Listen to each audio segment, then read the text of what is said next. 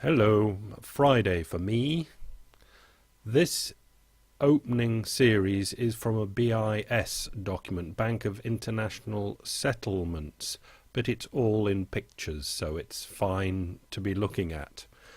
Don't take any notice of what their graph number is, follow mine. Mine should be correct. What the writer here is trying to put across, and it's a very effective way of showing what has happened as the macro picture for what's happened with the great economy, world economy thing. Okay, normal circumstances, we have banks there lending to households, and there's a certain amount of leverage on both sides. Obviously in households and firms there's leverage because that's intrinsic in borrowing, and banks are borrowing to keep everything bouncing along. I'm not going to get into any technical stuff on here, so we're going to get into the green arrow bottom right there, source of strength, and a red arrow which is source of weakness. There are 10 to get through, so I'll go at it. When we have a bust in corporate and or household lending, this becomes a source of weakness, red arrows pointing in towards banks, because there's either a corporate or household bust. Bust in corporate or household lending leads to a credit crunch. We've been through this so many times. We've been through all of this, but this just sums it up in 10 little pictures. So we have a both-way source of weakness going down. So what happens is, with a bust in corporate or household or lending, leads to government recapitalisation of banks. We're in 2008 now, for instance, in the Western world. So the sovereign comes in and helps the banks because they're having trouble with either household or corporate lending. Then we get banks become a source of weakness towards the sovereign, the red arrow going out there, because many times the balance sheets of banks are even bigger than what we could call the balance sheet of the sovereign, so it weighs heavily upon the sovereign. Then we get weakness because the sovereign comes under pressure because of its lending towards banks, which gives us a double-edged source of weakness. There's weakness in the bank and the sovereign. So next we get sovereign and banks as two-way source of weakness, leads to a credit crunch, more of a credit crunch, more where we are now, and this goes out to a lack of lending going out to the real world, the corporate and household sectors that were already in trouble. And we get to the last one, where the sovereign is not strong enough to give enough confidence to the banking system that they will go and do lending to the real world. So what has to happen is the multi-sovereign, which would be the IMF or EFSF or ESM in Europe, coming in and backing up the sovereign. Now, I'll just quickly add at the end of this that this, I think in 10 little diagrams, sums up quite prettily where we find ourselves in the world. The UK and the US have only gone to the sovereign being in trouble, and both sovereigns are still to a certain extent in trouble because the banks aren't sorted out and there is still a credit crunch. There is lack of lending towards the household and corporate sectors, but mainly because the household and corporate sectors to a greater extent don't want to borrow into a crap economy. But over in Europe we've got the multi-sovereign that's come in. And we have to ask ourselves, if there's a failure in the multi-sovereign, what would graph number, I think on mine, we're up to 10, aren't we? It says 9. What would graph number 10 be? Multi-sovereigns, all the central banks that have to get together and invent some other way of coming in and backing everything up. But the thing is, it is backing up. The United States and the UK are not solved by any stretch of the imagination, and Europe hasn't been solved by the multi-sovereign coming in different areas there. So the question is, this is still ongoing, and what happens next? There is still a lot of pressure in this system. But it has shown us how adaptable and wonderful in a greater way the central banking system is, with the IMF, and inventions that dead people have put in place have really saved our bacon. But is it going to be enough if this continues? Right, time to move on to the Financial Times and Gavin Davis, who is an ex-Goldman Sachs chap who now works for, I forget the name of his outfit, but regularly blogs in the Financial Times, or for the Financial Times, and he's jumped on the American incredible shrinking labour force. So he's been able to set his team on working out quite what's going on, and we can see in that diagram, in that graph, we call them graphs, long-term growth rate 1.2 per annum. So that's, and then that's back to 1992, but as I showed on my charts, it goes back to 1948 and probably goes back to 1848. But top right of that graph, recent growth is 0. So from 100 years of exponential growth, is it? I don't know. It stopped for some reason, and that's what we were looking into, and that's what he's looked into.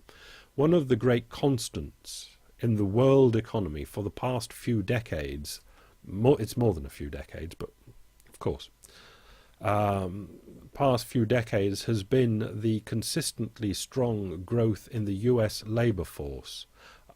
Yeah, okay, because he's including from the 60s, the ladies coming in and doing the work as well. So yeah, last few decades. This has given American economic performance a demographic head start compared with other developed countries. Not only has it been the main factor in ensuring that US GDP growth has remained well above that in Europe, it has also injected flexibility and dynamism into the US economy. But all of that is now at risk. The US labour force suddenly stopped growing in 2008 and has been falling slightly ever since. Okay, good on him to pick this up. Right, it's obviously, follow the link, it's a well worthwhile reading article. But I've pulled this one out because I can't do all of it because the Financial Times are very, very picky on copyright. It is clear that the stagnation of the labour force in the latest cycle represents a very different pattern from that seen previously. What are the consequences of this? He's actually put it down to ladies, girls falling out of the labour force and staying at home, doing other things, playing tennis maybe. The first is that the measured rate of unemployment has fallen to levels which are far lower than would otherwise have occurred. In the past 3 years, about 4.8 million people have disappeared from the labour force instead of becoming unemployed.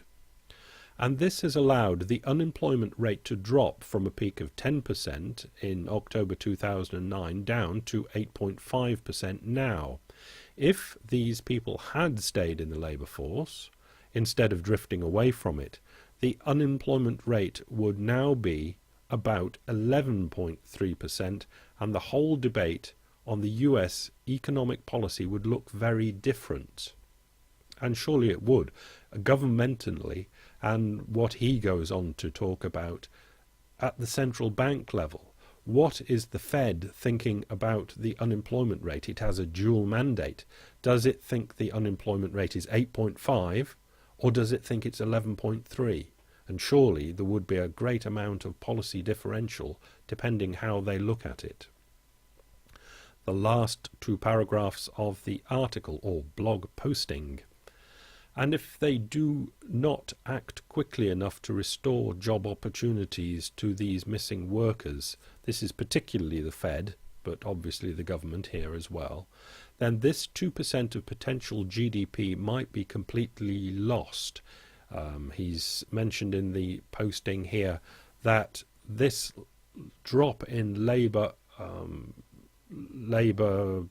productivity, probability, possibility, the fact that this 4.8 million have dropped out is probably costing GDP headline about 2%. Okay. If they do not act quickly enough to restore job opportunities to these missing workers, this 2% of potential GDP might be completely lost. There would be a rising risk that the absentee workers would become too old, too disenchanted, ever to return to active participation in the labour market. This is what happened in Europe after the recession in the early 1980s. It most certainly did. When a cyclical rise in unemployment became permanently baked into the system for the next 2 decades. It did in Europe. The UK, to a certain extent, got a bit of a dip down in the unemployment, but unemployment here in France, let's say, has only recently gone down under 10%. It's just accepted in Europe that your unemployment level is 10%. This is what happened in Europe after the recession of the early 1980s, when a cyclical rise in unemployment became permanently baked into the system for the next 2 decades, up to, Economists call this hysteresis, which is a fantastic name, but I've no idea what it really meant to be saying. But it's a name, hysteresis. And Americans are usually quite disdainful of the European economic model because there's so much unemployment. Hysteresis is one feature of the European labour market which they could or should try hard not to imitate. And he's saying really the Fed and the government should be thinking that there is 11.3% unemployment in the United States, not a dropping down to 8.5. Look how good we're doing. You only get into trouble if you think you've got 8.5 and dropping. What you have is a good, solid 11 plus. Right. Over Themis Capital, he now fronts, Gavin Davis, and this is actually a Themis Capital chart that I've put a yellow line through.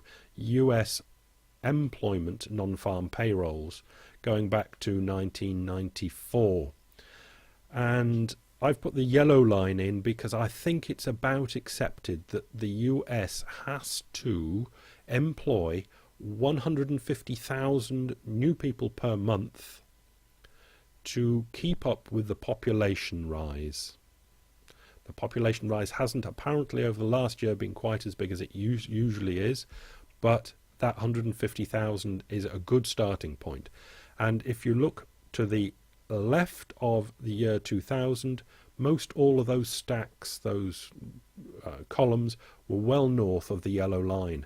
But since the year 2000, glance across, and that average you can see is grotesquely below that yellow line.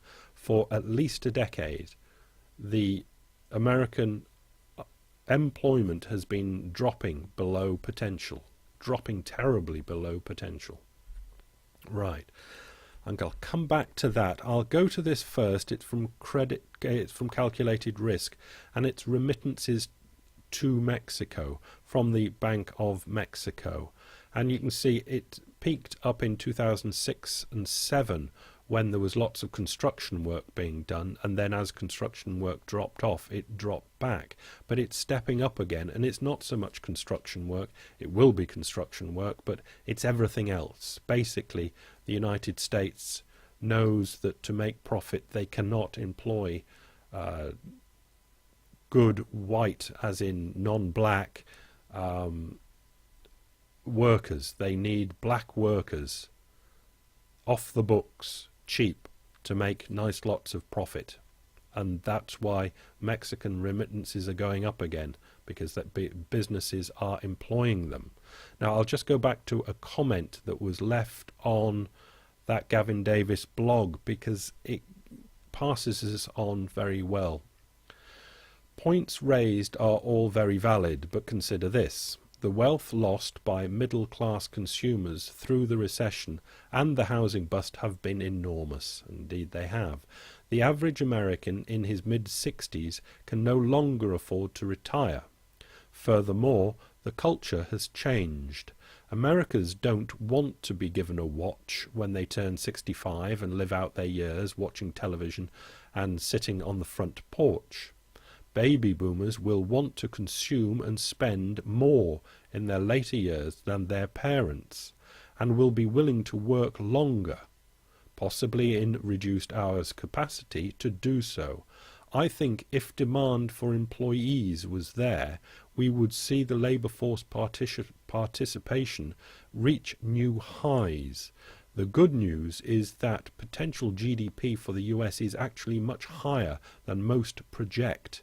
All we need to do is stimulate demand and get all those willing workers back on the job.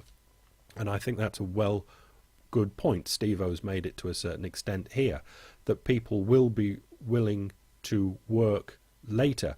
The trouble is, where are those jobs going to come from? That is the big point. Right, I'll just go to the Pew Research Center and finish here. Rising share of Americans see conflict between rich and poor. And an article written by Rich Morin, which is quite funny.